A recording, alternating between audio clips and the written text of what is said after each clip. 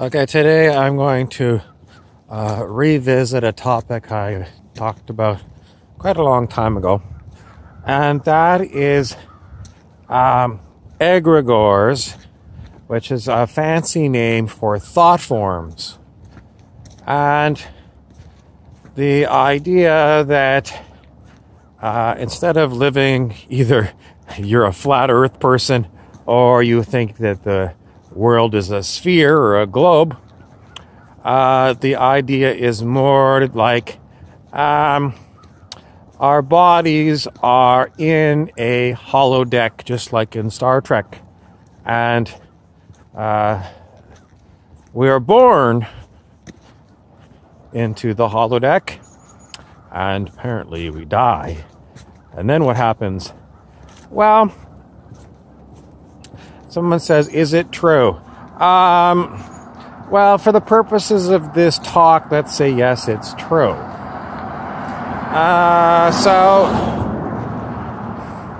somebody wants to know, well, who created the thought forms?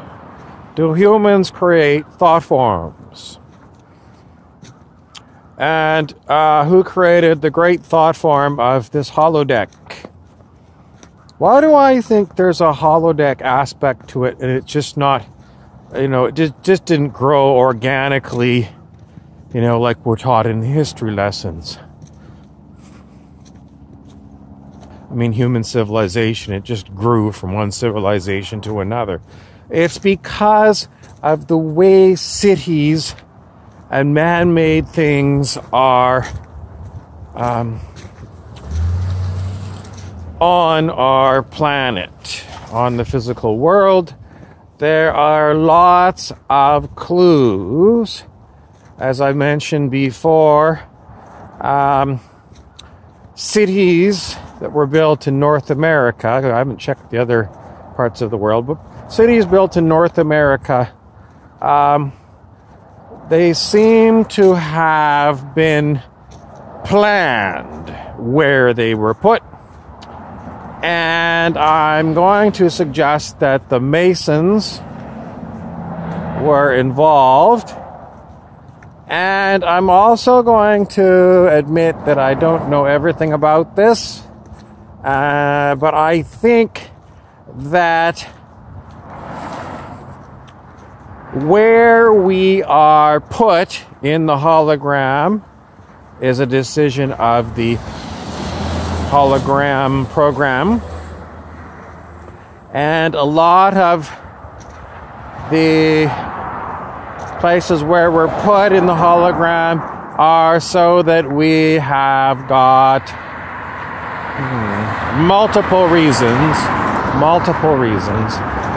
but it's just that, if you go and learn a little bit about numerology, then go and look at the numbers of the street addresses of where you have lived. And do the numerology and see what numbers come up.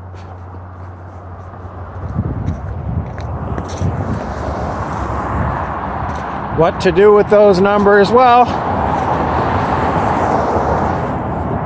look at the symbology of them. I don't know what you're going to get. But my numerology tends to give me master numbers in numerology. And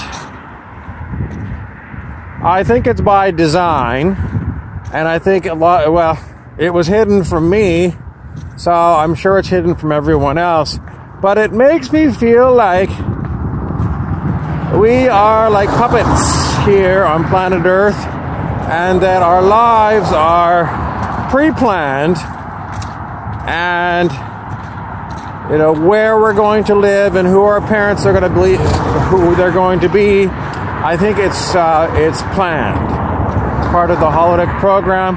What's outside of the holodeck program, I don't know, but I really feel it is a holodeck-like program because of many reasons, but mostly it has to do with analyzing the human body from the perspective of doing meditation and watching things that we would attribute to consciousness. So, watching what the thoughts are that run through your mind when you're meditating, and being very curious to see what your mouth is going to say. Because if you're a long-term meditator like me, you don't know what you're going to say half the time. And if you don't meditate, I think you're more likely to know what you're going to say. Why is that? Because if you don't meditate, you are a creature of the holodeck that you're in, and everything that goes on is pre-planned. You have really no free will whatsoever. In order to have independence from the hologram, you have to be aware that most people are not meditating and they're pre-programmed to do what they're doing. Just like a video game. Some of video games, you have players that are playing the parts, and then a lot of non-playable characters that are in your video game. And it's kind of like this in this holodeck. Quite a few of the people here that you talk to, they're not awake to any idea about reality whatsoever. And so they blindly go around doing stupid human things that all humans do, if they don't realize that they are being programmed by thought forms. But if you do come to the conclusion that there is a lot of programming here that the holodeck program wants to give you until you meditate it out,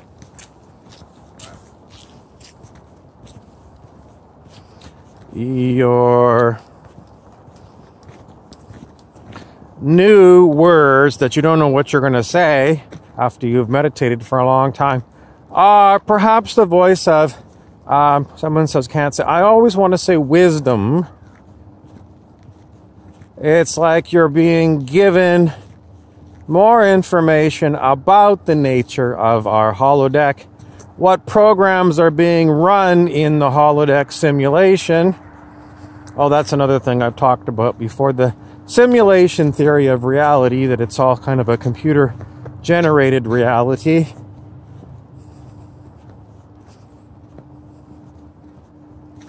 What's the takeaway from this without me going for hours and hours talking about it? The takeaway of it all is meditate. If you really want to learn more about how to not be a stupid human that's run by the thought form, and you want to be in the know of what's going on, I don't think you can just instantly go from not knowing anything about this reality program in this holodeck to knowing everything. I don't, maybe someone has instant enlightenment, but for me it's a lot of work, and mostly the work is just watching and absorbing what I see from so many different places. But I would rather know a little bit than not know anything at all. So if you're like that, well, subscribe to my channel and maybe you'll see some more talks about it.